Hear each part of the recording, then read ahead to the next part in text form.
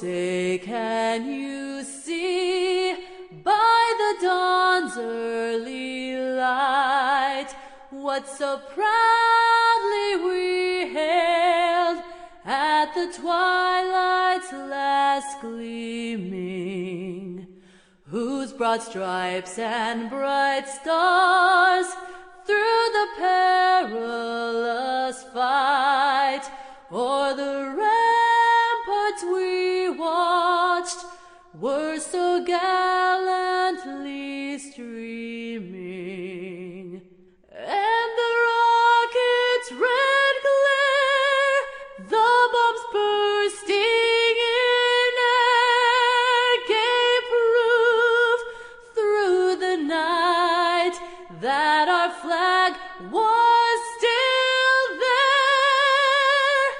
Oh, say does that star-spangled banner yet wave? Taxation in Washington, we're sick and tired of it. You have already taxed us way too far, and it's about time we took it back from you in Washington, and it's we the people, it's not you the government. And my little opinion would be that I know that taxes have a place, but by golly, if we're going to pay this much in taxes, we need a bigger voice. I want to look at the bottom of more consumer products, and I want to see Made in America. If I'm paying that much tax, I want to look at consumer products and see Made in America. Oh, say does that star-spangled banner yet wave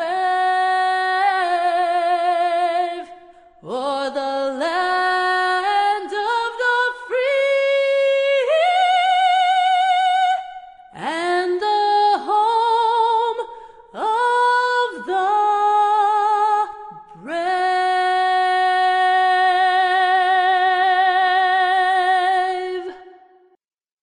Today, and your name is, sir?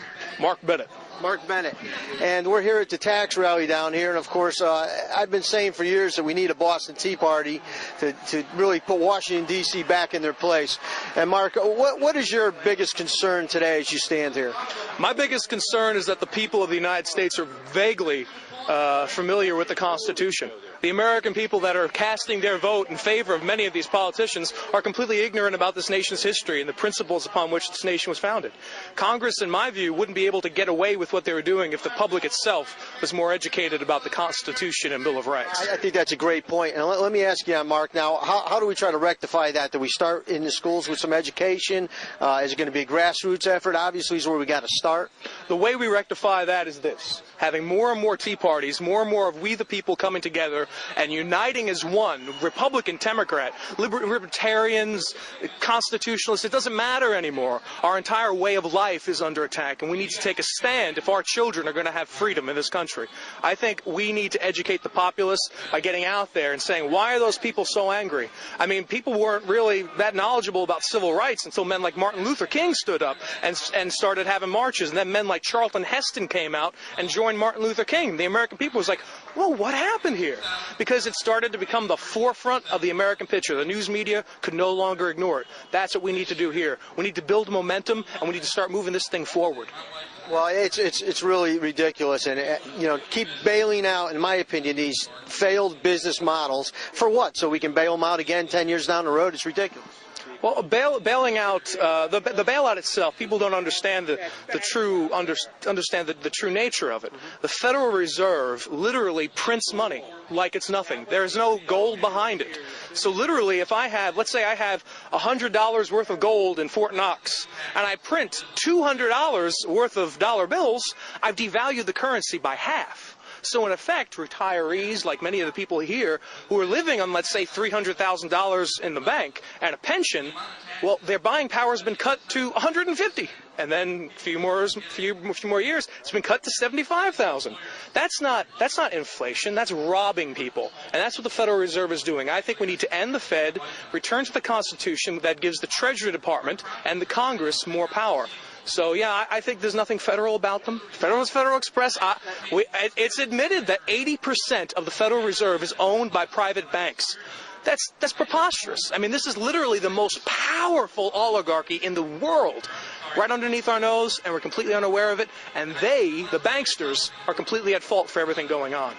Well, what's shocking to me is that how many people that don't have a clue about what the Federal Reserve really is and what it stands for and what the importance it plays in the world, but more so than that, what effect it has on our lives on a daily basis.